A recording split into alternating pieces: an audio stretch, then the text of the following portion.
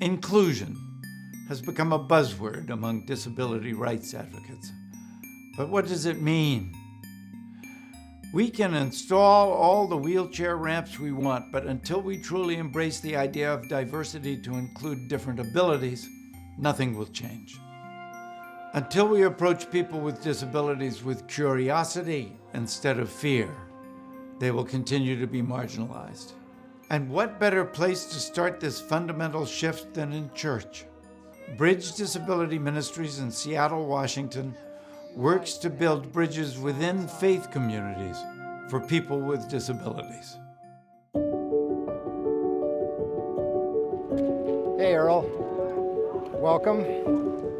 We recognize that people need a place to belong. That place to be truly loved and to be truly known, that's what people with disabilities long for. I got this. Okay, thank you. You come to church, I'll give you a corner, you sit there, when everybody gets up to sing or something like that, you see their backs. So the society does place you in a position where after some time you think, I really want to be in this society, or would I choose isolation? Hey girl, look at you. You look so nice. I believe all these churches should come together as one. Mariachi. Oh, To be included is a basic and fundamental human need. Each one of us, regardless of our ability, craves that, wants that. And if we can't do it in our faith communities, I don't know where we can do it. It's a posture, not a program. And it's not just the ramp and the power door. It's so much bigger than that. It's an interior attitude of, you belong here.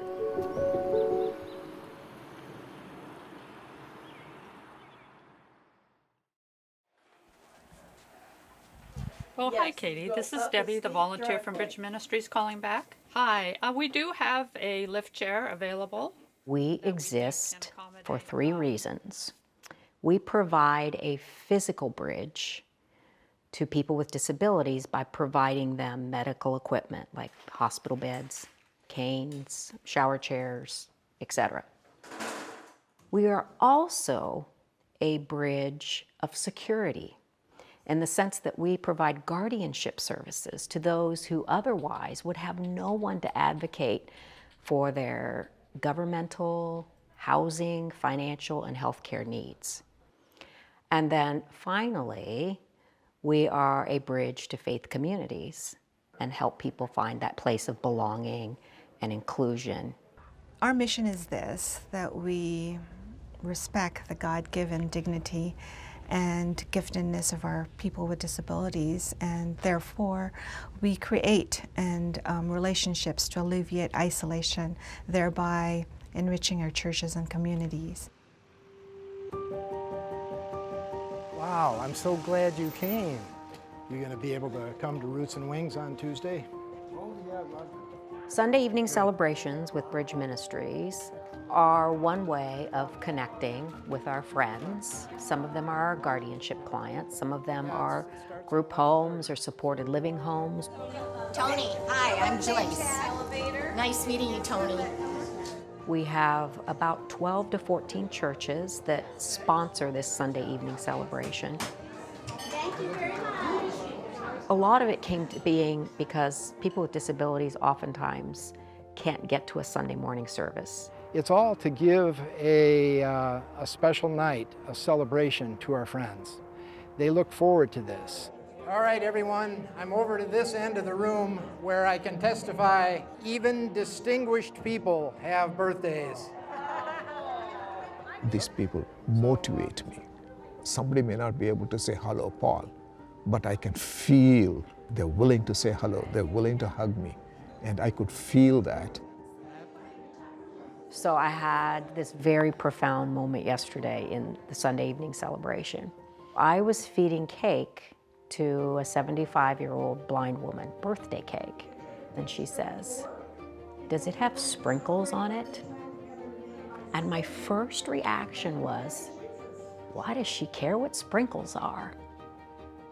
And then I, took that back in my heart like, whoa, how wounding of me. Like, here I am advocating and sort of preaching the gospel of inclusion, but I was very humbled and touched by that. She loves sprinkles, and that's okay, it's her birthday. And that's what I love about the Sunday evening celebrations, is I just get to see these people for who they are. And I'll never look at birthday sprinkles again the same way.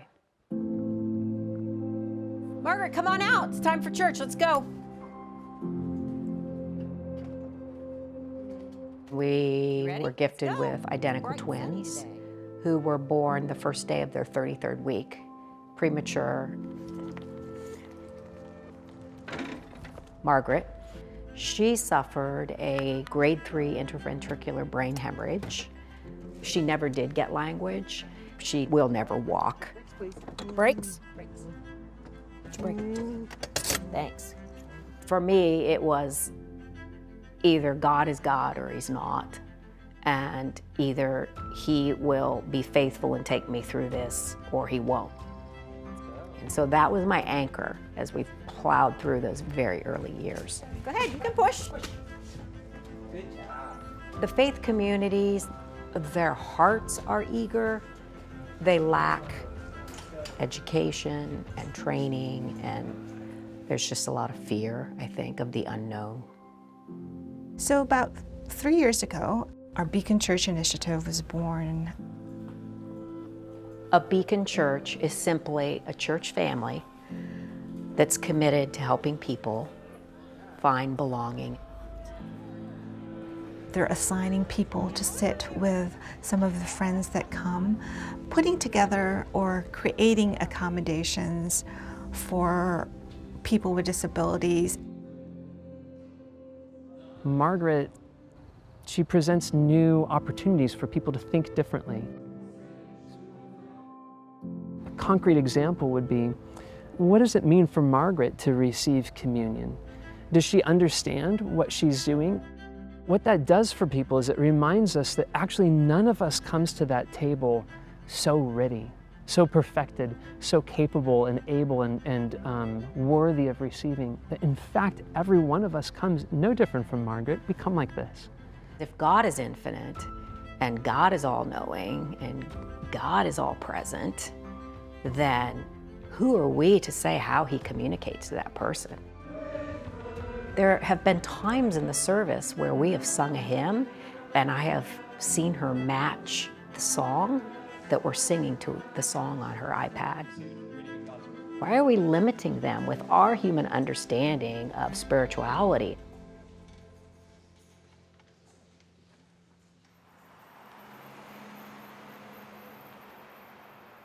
I'm going to have to test it. I'm going to see if our 6-foot person can lean their head back. And I think they can. Bridge this year is 31 years old. Our founder, Pastor Hank Webstra, he volunteers for an area residential facility called Fircrest. When these folks started transitioning into the community, there was nobody there to advocate for them.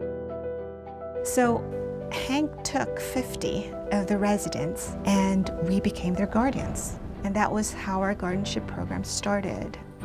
And then after a few months, one of his friends became disabled. And he found out that there was not a lot of equipment around that were affordable. And so he put up in the basement of his garage like a donor closet, an equipment closet of sorts, which grew and grew and grew until we have that 4,000 square feet facility our Meyer Medical Equipment Center. We're processing over 500 pieces of equipment a month, and most of that is donated by individuals. We're helping out several hundred people a month here. So equipment comes in, and then we run it through our cleaning process. From there, our volunteers take the equipment and make adjustments, small repairs. We are trying to process as many pieces of equipment as we possibly can. When people come to us in need of equipment, I think it turns out that probably about 70 or 80% of the people that come to us are quite low in income. What's the lesson for today? We're going to be starting with Helping people bridge out from isolation and back into relationships and realize, well, you've got to have wheels if that's going to happen. We're coming on to summer here. And just the fact that you could feel fresh air and sunshine and have that working for you instead of being stuck inside in a pretty stale atmosphere, that's a big deal. I'm a mom of 3 adult boys, and my 2 youngest sons are on the autism spectrum. And when we found them jobs, I decided that I was going to look at some of the causes that were near and dear to me. So I interviewed with Bridge. They invited me to their monthly SECs, the Sunday evening celebrations, and I fell in love with the folks who attended. Lizzie came up to me, and the first thing she asked me was, "Let me know how I can help you." Daniel, there's a whole room full of people that want to sing happy birthday to you. They probably were the ones, that couple actually, that made me fall in love with Bridge. I would like to see Bridge grow and have more people.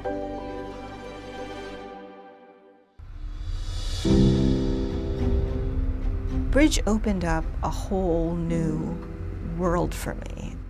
Not so much because I see that there are other folks more impacted than my boys, and how lucky am I? Not that. I think more because, admittedly, I never thought that I would have the capacity to love so many people with disability other than my boys, or really find folks that would love my boys. We can build another 1,000 bridges. You know, we are just talking about the United States, state of Washington. You exponentially, you take the whole state, the nation, the world. Its endless need is there. So one bridge is good, 1,000 bridges will be great. More than 3,000 lives are touched by Bridge programs every year. For the Visionaries, I'm Sam Waterston.